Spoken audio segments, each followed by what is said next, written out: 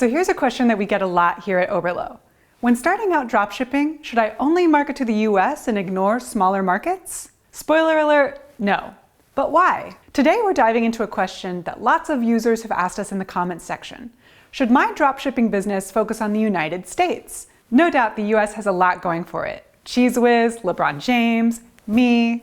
Plus the US has a massive economy with hundreds of millions of potential shoppers. But there are a few things to consider when it comes to dropshipping in the US. So let's start there. First off, it's an extremely competitive market. The US is home to lots of e-commerce giants that sell, well, just about everything.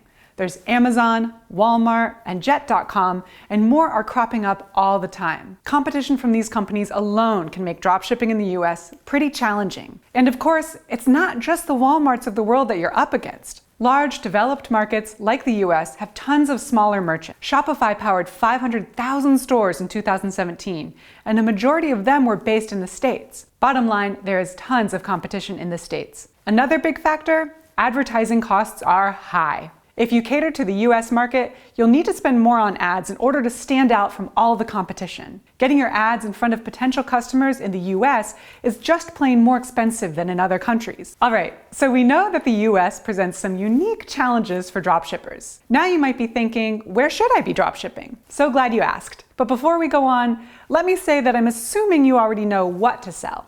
Because if you don't, check out the card in the corner here. That explains some of the best items to sell. Okay. Back to the topic at hand, dropshipping options outside the US. There are a few key things to keep in mind when dropshipping to a country outside of the US. The size of a country's English-speaking population, its purchasing power, and whether or not there is a sufficient delivery infrastructure. Choose markets with a big English-speaking population.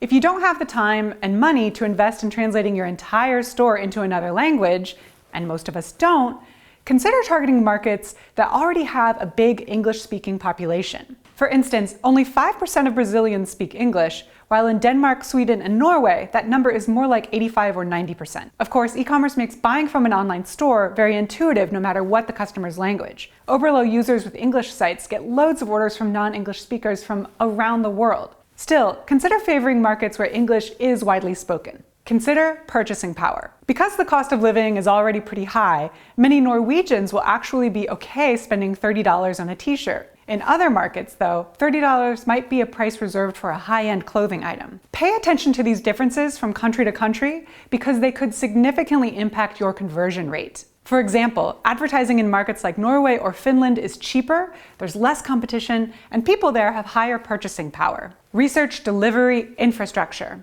Developing markets can be super valuable. They just might require a bit of homework. These markets also tend to have stricter custom policies as well. That's not to say that you should ignore developing markets. For example, let's say you want to try shipping to Mexico. A good idea is to run a limited ad set with clear shipping expectations established from the outset. Wait for an order, then see if it works. If there are no issues, ramp up and spend a little bit more on advertising. In conclusion, the US has a massive e-commerce market, and that won't change anytime soon. That's why the States could be a great spot for you to start dropshipping. However, our point today is that the US isn't your only option, and it might not even be your best option. We'd encourage you to test dropshipping in other countries, even if you don't speak the language, and even if your site is only in English. This is especially true if your budget is on the smaller side. Remember, smaller and cheaper markets don't always mean smaller profit. No matter where you want to sell, it's vital to do research and analysis at every step of your dropshipping journey. Research will help you make more informed, data-driven decisions that really benefit your business. All right, that's all we've got for today. If you have any questions, be sure to leave them in the comments. Also, make sure to hit the subscribe button and ring the bell to know when we release new videos on running a dropshipping business. Thanks so much for watching. I'll see you next week, and in the meantime, learn often, market better, and sell more.